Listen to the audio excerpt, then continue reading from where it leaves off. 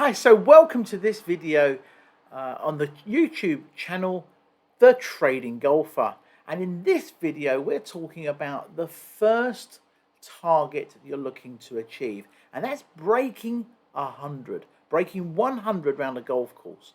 Now, if you're a 28 handicapper or mid-20s, that is where you're going to be looking to target as a consistent average to be getting your handicap down.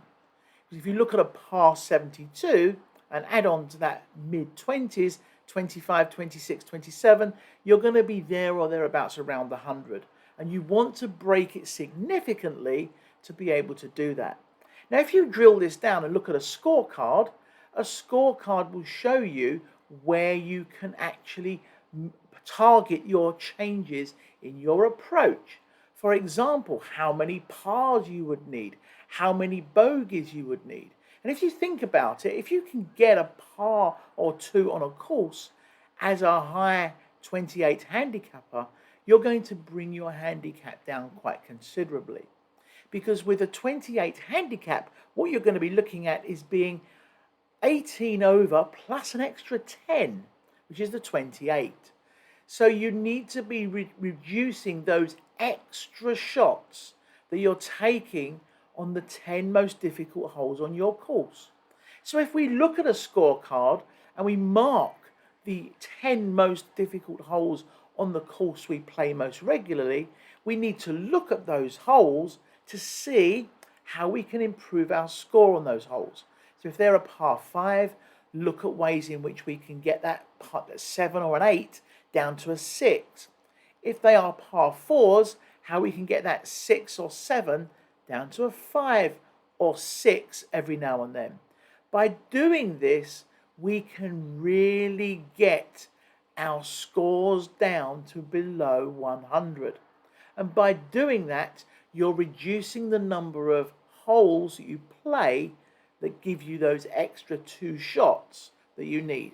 Because at the end of the day, if you remember, if you're playing off of 28, you're getting 18 shots plus an extra 10. So there's 10 holes where you're getting 2 shots. So look at your scorecard. Have a look at the scorecard at your course where you play or where you play most frequently and target those 10 holes that give you those extra 2 shots. If you can get those down and say remove 5 of them, that means you're then only going to be looking to get around 23. And you're now well on your way down towards 100. And you're well on your way down to below 100 consistently. Because once you break 100, the idea is to stay there below it and keep going down to your next target.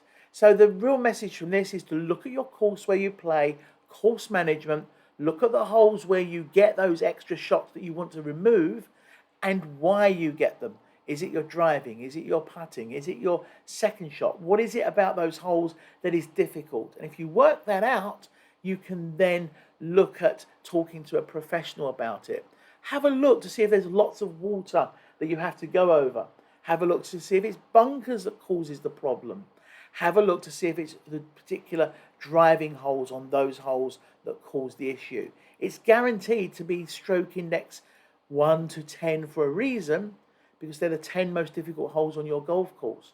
So have a look as to why they are and what makes them so difficult. Look at the hazards and look at then approaching a professional to see how you can then introduce techniques and improvements in your game to overcome that.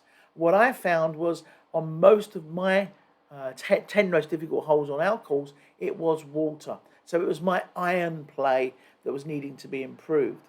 So I consulted with a professional to try and get a crisper iron play, putting the ball slightly back in my stance, making sure that my club face was open rather than closed, and making sure my body didn't rock when I was hitting my irons. And once you can highlight where the weakness in the game is, you can then put in a remedy for it in conjunction with a golf pro.